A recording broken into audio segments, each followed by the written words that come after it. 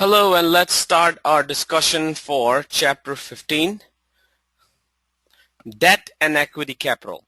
We looked at accounts payable, we looked at liabilities. Now we are moving to long-term liabilities and equity, after which we sort of wrap up the audits. So as we start talking about debt and equity capital, let's look at long-term debts. Of course, as you know, corporations generate funds by borrowing from the market, and they incur debt through either raising capital by selling stocks or borrowing monies, right? So long-term debt usually is substantial and often extends for a long period. And what does it involve? Debentures. What are debentures? Unsecured bond or a bond not secured by a lien. Secured bonds, same as debentures, but they have some kind of security, some kind of lien. Notes payable, promissory notes. An indenture, a document that discloses important information on bonds or preferred stocks such as a call price or action. What do we mean by that? At this price the bonds can be called, whatever actions can be taken, what kind of interest, what kind of dividends. The rules of the game are on the indenture. Okay, so we need to understand these terms to do a few multiple choice questions. Now, objectives in audit of interest-bearing debt. Use the understanding of the client and its environment to consider inherent risks, including fraud risks related to debt. Again, like all other chapters, what are the risks involved?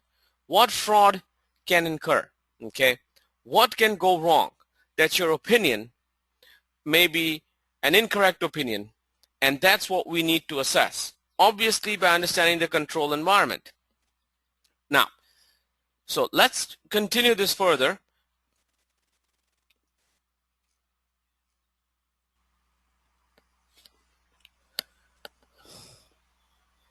So these 2 points, as always, redundant, but we keep on talking about it again and again to re-emphasize the matter.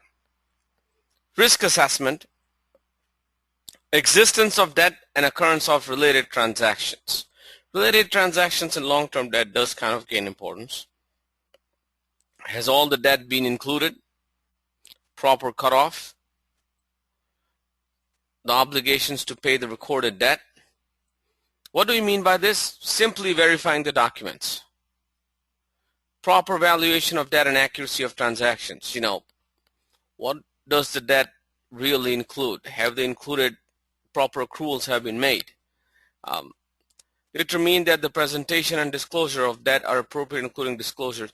The footnotes in any audit report are very important, and especially in long-term debt, they gain a lot of importance. Like any audit report, if you look at any annual report of a company, there's a report and then there are footnotes, which has its own importance.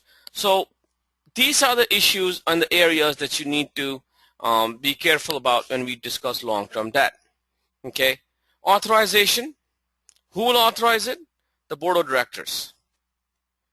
Bylaws of corporations should require that all funding should be approved by board. If you're going to borrow, board of directors need to approve it, of course, with the advice of senior management, especially the treasurer. The treasurer prepares a report, and the appropriate regulations are being complied with. Do we really need this money? More or less a discussion about the need for the debt is what they are referring to. Okay. After issuance of the debt, the board of directors should receive details like net amount received and what the funds were used for. They need to be kept in the loop.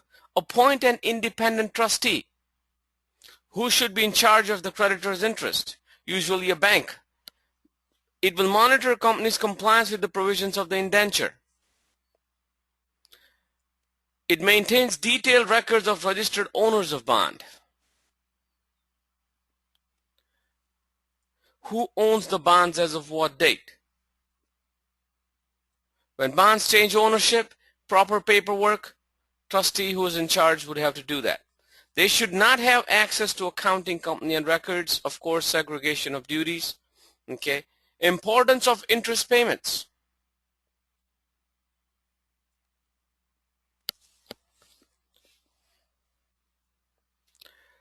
Let the trustee do the proper calculations.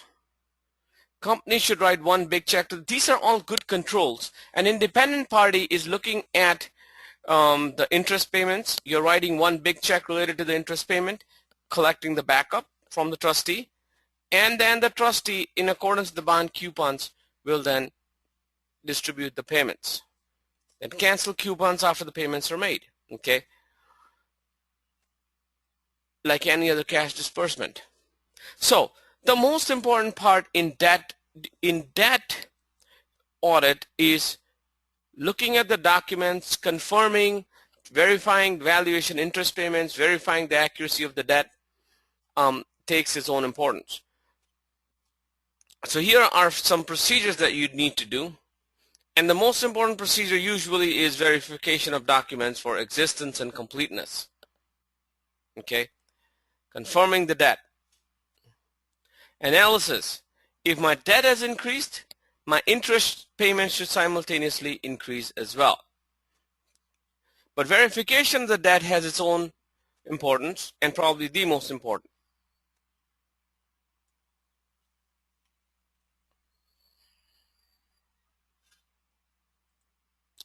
Let's read this real quick.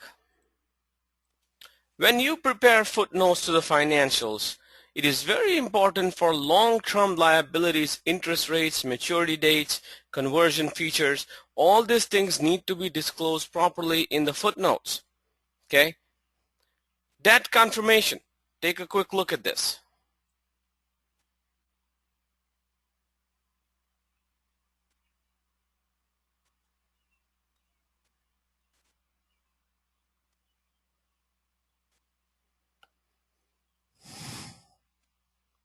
Now, they need to verify this and send this back for debt verification purposes. This is a sample letter that they write to banks or your creditors, etc. Okay? Very important for multiple choice questions, since long-term debt involves small number of entries, auditing this section does not take long. So that's why usually at the end of the year, small transactions do not require continuous audit during the course of the year. You may see one or two multiple choice questions on that. Okay, so that's audit of debt. Moving to audit of equity. Let's talk about that. Just like debt, audit of equity is also about verification.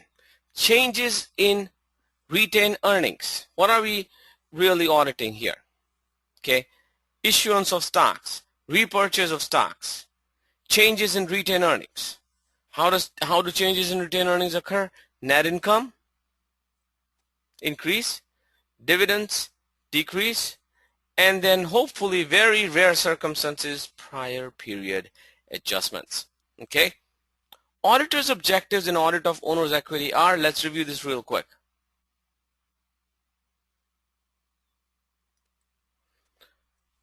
Obviously, the first one is understanding the client and its entity. What kind of transactions have occurred?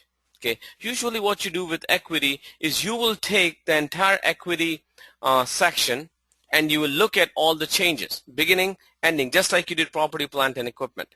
Okay, well, the internal control requires you that, oh yeah, one more thing I forgot, I'm sorry, the presentation and disclosure. Restricted earnings need to be disclosed. Okay, those kind of things where you have restricted and are not available for distribution has to be disclosed clearly. So when you talk about internal control over equity, we talk about authorization. It has to be first authorized by the board of directors. Dividends. Are you going to issue dividends? Are you going to issue new stocks? These transactions need to be authorized by board of directors. Where will you look for that? Whether it's debt or equity. Where would you check for authorization by board of directors? In the minutes of the meetings. You'll see a couple of multiple choice questions on that. Okay, it's important.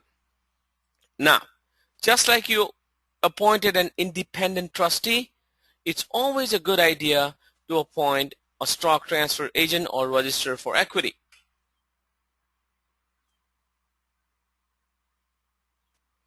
who will make sure that it is in compliance with the charter of the corporation. Okay, if outside agents are not used for functioning, you can always use an internal employee of the Treasury Department that keeps track of this. Okay, one important thing is dividends authorized by board of directors, and then the monies need to be transferred to a separate account from where the checks will be written. So outstanding checks should equal the total of amount of balance in the dividend account. Best policy to have a separate account for dividends, transfer the funds in there, and distribute the funds right from there. Okay.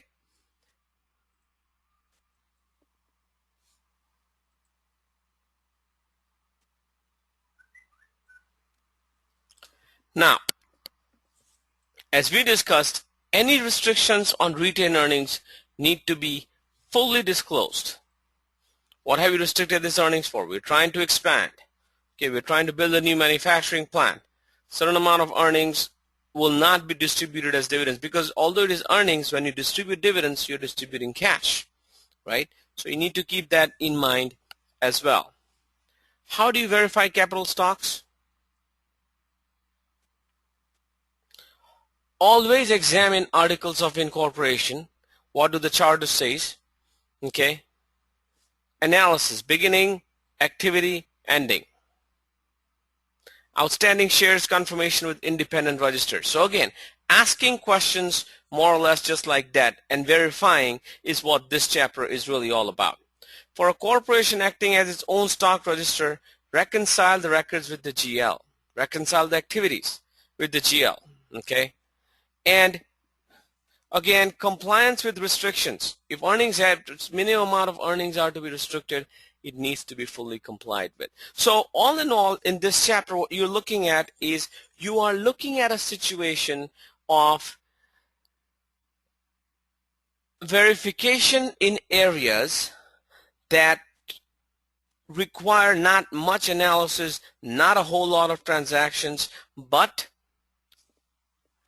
simply check marking, checklisting, doing basic analysis. Okay, not a whole lot of work here because the transactions are few, but the dollar amount is huge, so you still require the same kind of alertness and accuracy like any other areas. Okay, and then the last part we talk about is audit of partnerships and sole proprietorships.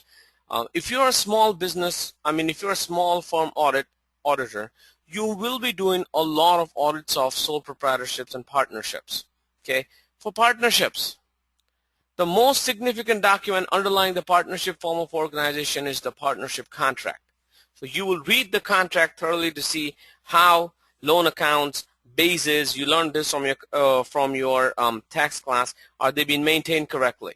Okay, is there a written form of partnership? If not, what kind of agreements are they binding by?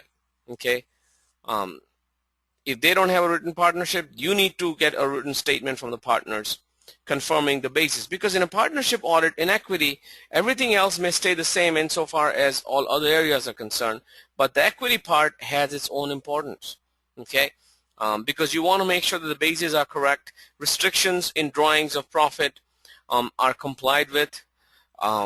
If you are auditing a partnership, those are the two parts. The basis that we talk about all the time in your tax class is basically what you are looking at. And then sole proprietorship. The most important part in sole proprietorship, commingling of funds.